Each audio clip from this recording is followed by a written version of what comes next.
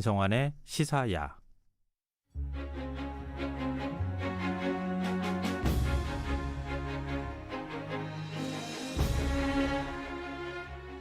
혹시 서울의 상징 캐릭터가 뭔지 아십니까? 바로 해치라는 상상의 동물인데요.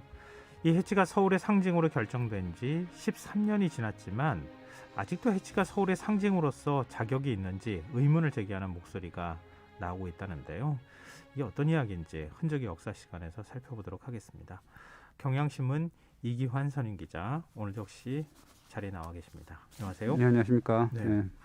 아마 많은 분들이 아실 거예요. 서울 네. 이렇게 약간 사자 모양 닮은 거. 그렇죠. 아닌가요? 맞습니다. 사자 모양, 맞죠. 사자 모양. 약간 좀 그런 느낌 받잖아요. 그리고 사실은 저도 서울 시내 오갈 때마다 여기저기서 이제 그 해치죠. 해치 네. 캐릭터를 보고 늘 의아스럽게 생각을 했습니다. 근데 이제 제가 서울시 출입 기자도 아니고 네. 그래서 뭐 생각만 했는데 그 서울시가 새로운 광화문 광장 조성공사를 지난해 11월부터 얼마 안 됐죠. 시작을 하고 그 사업의 일환으로 문화재청하고 손잡고 광화문 앞에 있는 월대를 복원을 하고 또 네. 해치상의 제자리를 찾아 옮겨놓는다 이런 식의 이제 발표를 했고 이제 그 공사가 시작됐기 때문에 이제는 뭐 문화재 담당 기자로서 뭔가 좀 관심을 가져야 되겠다라고 해서 이제 자료를 좀 찾아보게 된 거죠. 지금 광화문 앞에 있긴 있는 거죠? 양쪽에 해치가? 이렇게 바로 앞에 있죠. 그 자리도 제 자리는 아닙니다. 그것도 제 자리는 아니고요. 네, 그렇습니다. 근데 이 서울시 상징 캐릭터가 해치가 되는 과정은 어떻게 됐던 거예요? 제가 그래서 취재를 좀 해봤더니요. 서울시에서 자료를 좀 보내줬는데 그 서울을 상징하는 캐릭터로 결정이 된 거는 2008년 5월 13일이었는데요. 당시에 서울시는 서울을 상징하는 27가지 요소를 선정을 해서 서울 시민하고 외국인들하고 해서 설문조사를 벌였고 그 결과 전통 문화적인 요소로는 경복궁, 그다음에 자연 환경적인 요소로는 한강, 그리고 도시 문화적인 요소로는 N서울타워가 가장 적합한 것으로 이제 평가를 했어요. 근데 이 세 가지를 두고 다시 설문조사를 벌여서 경복궁을 첫 손가락으로 꼽았죠. 근데 그럼 경복궁으로 정하면 안 되는 거였나요? 이 서울시 판단이 좀 다른 게 뭐냐면 경복궁이 좀 정적이었다는 거, 그리고 이 복잡한 구조물이었기 때문에 뭔가 활용에 어려움이 있는 거 아니냐, 뭐 이런 식의 어떤 이유를 대서 난색을 표명을 했고, 그래서 대체 방안으로 경복궁과 뭔가 관련이 있는 상징 요소 8가지를 다시 찾았다 그럽니다. 그 상징 요소가 호랑이와 소, 봉황, 용, 불가사리, 해치, 소나무, 매화 이런 것들이었다는 거죠. 그래서 그 8가지 중에 해치를 선정을 했다, 최종적으로? 예, 그렇습니다. 그래서 지금도 서울시 홈페이지를 보면 왜 해치를 선정했는지 설명을 해놨는데요. 뭐라고 설명했냐면 해치는 시비와 선악을 판단하는 정의로운 의미 외에도 화재와 재앙을 물리치는 그 신령스러운 짐승으로서의 의미도 있습니다. 그 서울을 지켜주는 수호자로서의 의미도 함축합니다. 뭐 이렇게 설명을 했습니다. 이 설명대로라면 뭐 서울시 상징물로는 딱인데. 그렇지만 이제 궁금증이 생기는 건 뭐냐면 처음에는 거론도 안 됐던 해치인데 최고점을 받았던 경복궁이라든가 한강, N타워와 같은 그 쟁쟁한 후보들을 과연 따돌리고 서울의 상징이 될 만큼 그렇게 대단한 의미를 지닌 존재일까라는 궁금증이 생겨서, 그래서 제가 당시에 자문회의라든가 세미나에 참석을 했던 전문가들하고 연락을 해봤는데요. 그랬더니 그렇게 이제 얘기를 합니다. 그러니까 서울시가 해치로 다 정해놓고 자문위원회를 연다는 느낌을 받았다라는 말 있고, 그다음에 세미나에서 해치의 부적합성을 따졌는데도 받아들여지지 않았다라고 이제 이야기를 하더라고요. 그러니까 반대 의견이 나왔는데 서울시는 애초부터 해치를 정하려고 생각을 했던 것이다. 뭐 그런 식의 뭐 느낌이 좀 받았다라는 건데요. 사실 그래서 어떤 분들은 기본적으로 이 중국인의 상상 속에서 만들어진 해치이기 때문에 그것을 서울의 상징으로 삼다는 것 자체가 어불성설이다, 처음부터 이렇게 얘기를 하고, 또 어떤 분은 시비와 선악을 고별한다는 해치는 입법부라는 국회라든지 혹은 사정기관인 검찰청이나 경찰청, 그다음에 감사원 같은 기관이라면 몰라도 대한민국 수도 그리고 서울 시민 얘기라는데 그 서울을 상징할 수 있는 동물은 아니다라고 이야기를 하더라고요. 제가 오늘 왜 이렇게 왔다 갔다 하는지 모르겠는데 이 얘기 들으면 얘기가 맞는 것 같고 저 얘기 들으면 저 얘기가 맞는 것 같고 좀 그런데 이제 해태라는 것도 아마 많은 분들이 익숙하실 것 같은데 해태라고 얘기를 예전에 했죠. 같은 거예요? 해태랑 같습니다. 해치랑? 그래서 그 해치 뭐 해태제가도 있고 해태 프라구단도 있고, 근데 해태상이라고도 많이 익숙하잖아요. 그래서 이제 지으라는 발음을 하거든요. 지금은. 그래서 아마 그 해치로 이제 발음을 해야 된다고 하지 않나 그랬더니 예전에는 보면 예전 사전들을 보면 해체, 해치, 해태 이런 식으로 다 얘기를 했기 때문에 다 맞다 그럽니다. 그 셋 다 맞기 때문에 무엇이 옳은 발음인지는 뭐 사실 지금 잘 모른다라는 거죠. 근데 앞서 설명하시면서 예. 이 해치가 중국인의 의식 속에서 만들어진 상상의 동물이다 이런 네. 표현 쓰셨는데 네. 이게 원래 중국에서 기원한 거예요? 그렇죠. 그리고 문헌상으로 처음 등장한 것은 기원전 한 2세기 무렵인데 그 중국 전한 시대 한나라 시대의 문인인 사마상여의 상림부라는 그런 글이 있어요. 거기 보면 해치를 사로잡아서 희롱한다라는 그런 내용이 나옵니다. 그럼 상상 속의 동물을 사냥했다? 예, 그러니까 이런 얘기인가요? 이제 뭐 사냥감이었다 그러면 뭐 그 당시에는 상상의 동물은 아니다. 뭐 이렇게 얘기할 수가 있는 거죠. 네. 그리고 기원전 2세기에 당시 비슷한 시기인데 편찬된 회남자라는 책을 보면 예전에 초나라 문왕이 해치 형성에 관을 쓰면서 그것이 유행이 됐다라는 대목이 나오고 이때도 초나라 문왕이 해치가 장식된 관을 썼다라는 얘기지 해치가 무슨 뭐 상상의 동물이라든가 신령스러운 뭐 상상의 동물이다 이런 식의 이런 표현은 없다라는 거죠.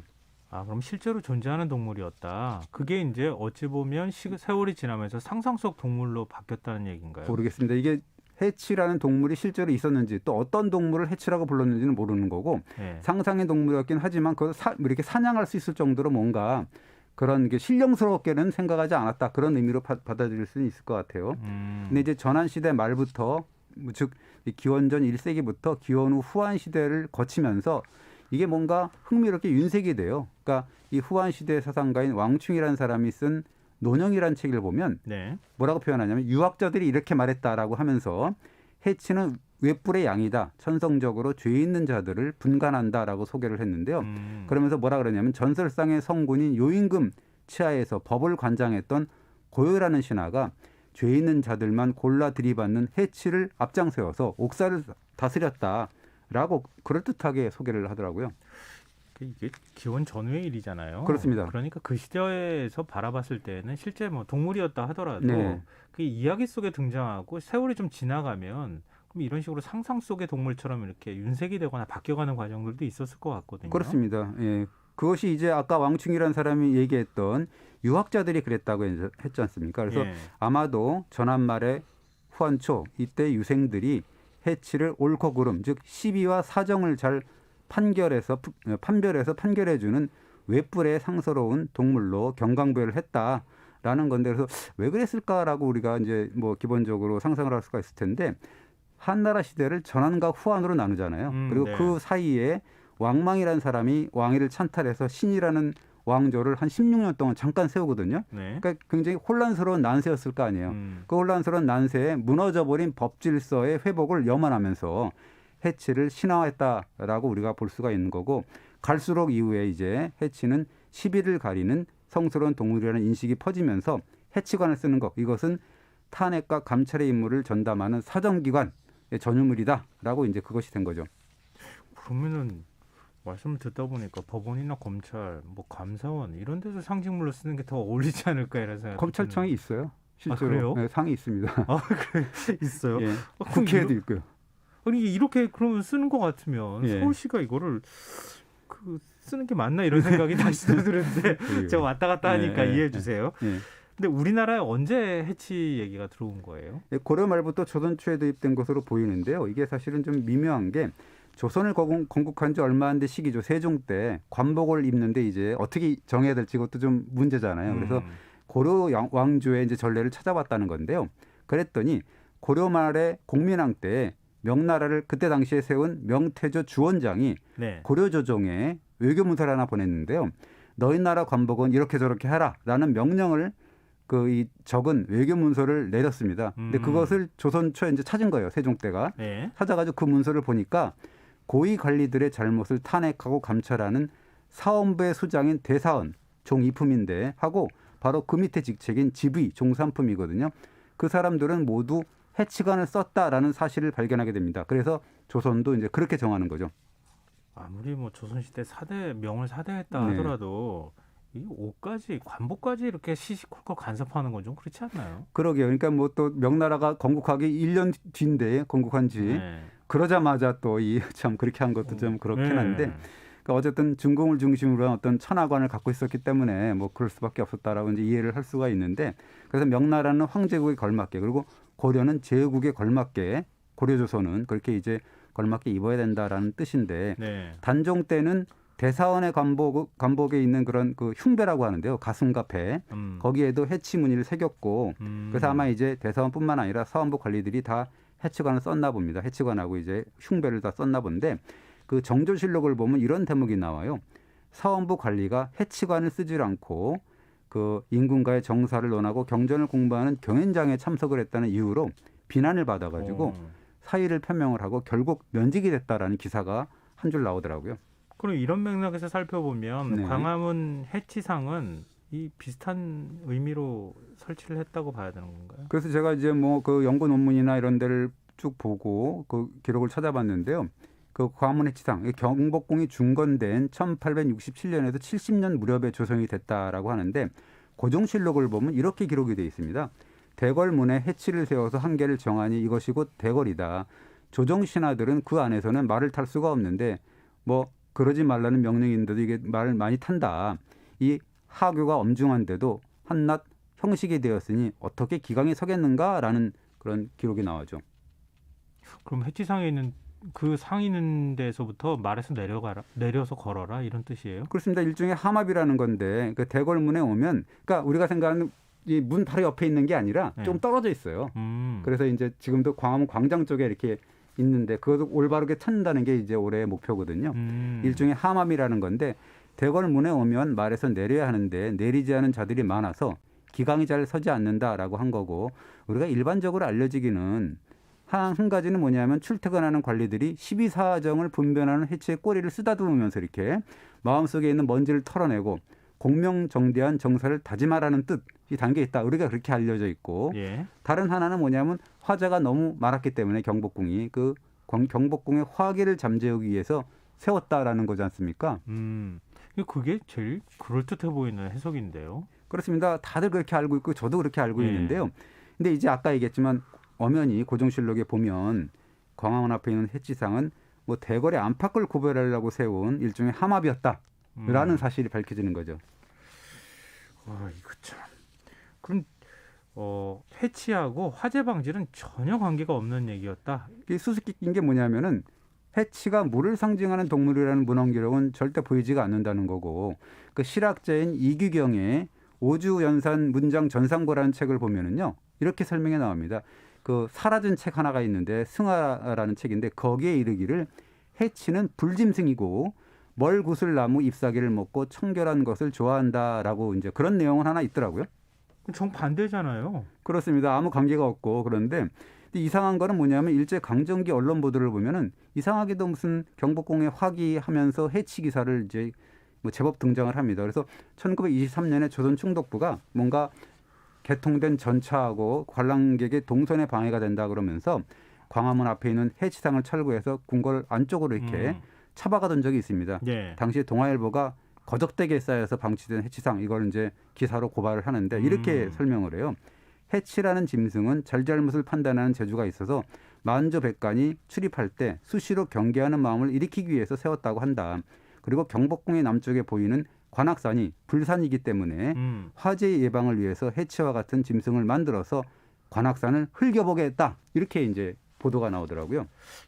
그 불산이라는 거 예전에 한번 말씀해 주셨던 적이 있었던 것 같은데 이 해치가 관악산을 흘겨보면 뭔가 좀 달라지나요? 그 신문마다 흘겨보았다느니 째려보았다느니 노려봤더니 이런 식의 표현들이 있더라고요. 네. 그래서 이 보면 바다에 사는 물짐승인 해태로서 관악산을 째려보게 하면 뭐 불이 날 염려가 없다 했다라는 기사가 계속 나오고 심지어는 용산을 비롯한 경성 시내의 방화 사건이 빈발하니까 이때 그 여론 중에 이런 여론이 있었다는 거예요. 경복궁 안에 있던 해치를 없애버린 까닭이다라면서 당시의 당국인 총독부를 격렬하게 공격하는 사람도 있었다라는 조선일보 기사가 보입니다.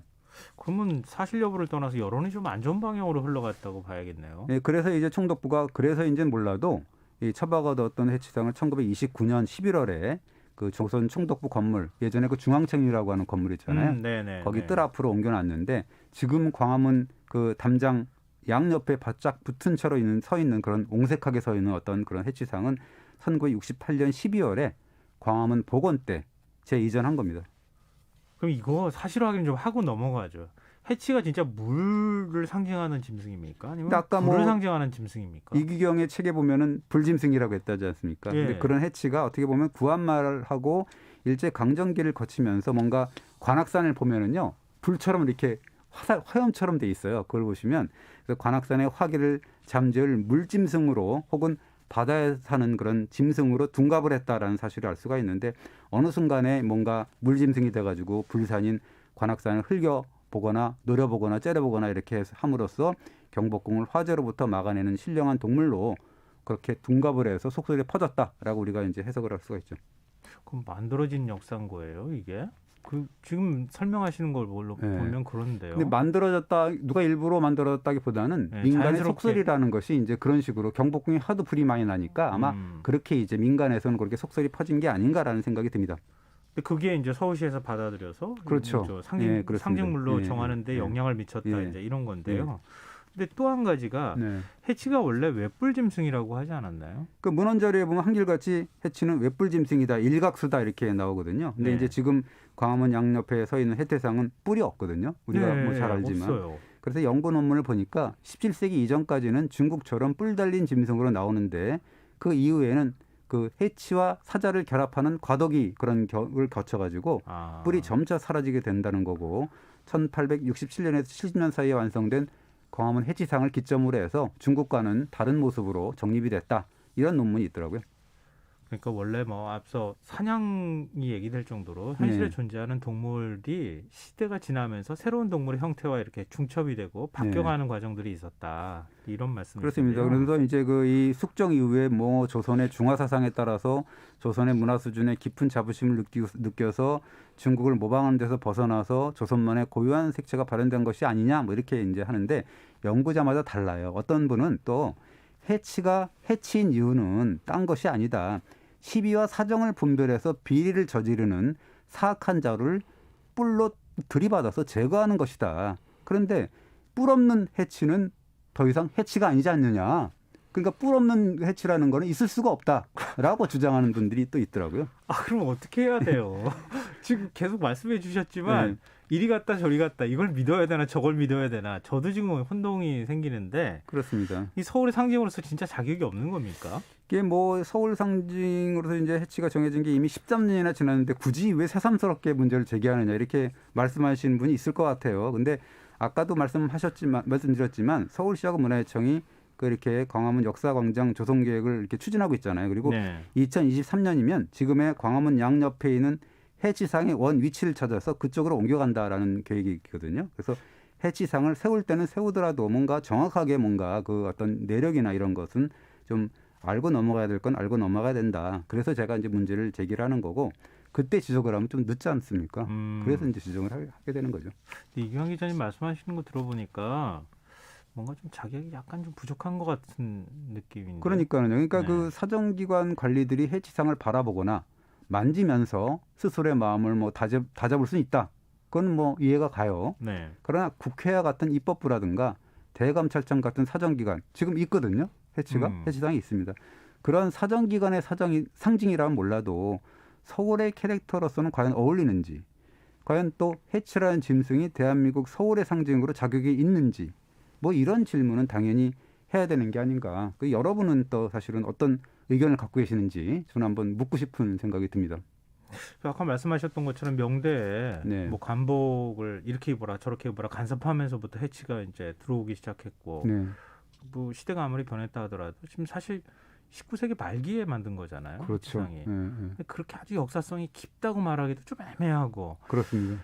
참 약간 애매모호한데요. 그래서 뭐 중간에 보면은 뭐 기독교인들이 또 반대했다 이런 또 기사도 뜨고 그러긴 하더라고요. 그러니까 어쨌든 간에 뭔가 어떤 분은 그렇죠. 그러니까 술사들의 이야기를 뭐 민간의 속설이긴 하지만 술사들의 이야기를 서울시가 공식기관에서 그거를 갖다가 공기관에서 그거를 믿고 그거를 상징으로 하는 건 좀 어떻지 않냐 이런 것도 약간의 회의적인 이야기들이 있기 때문에 사실 저는 뭐 솔직히 말해서 이렇게 무슨 뭐 판단을 이렇게 유보를 하겠는데 여러분들이 아마 판단을 해보시는 게 좋을 것 같아요.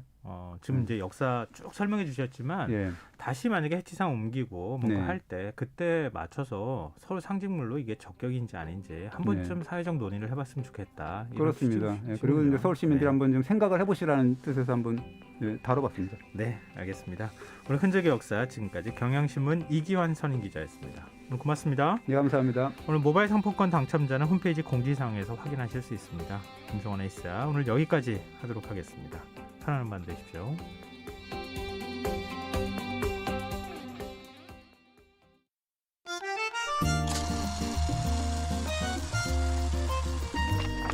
백은하의 영화관, 정여울의 도서관.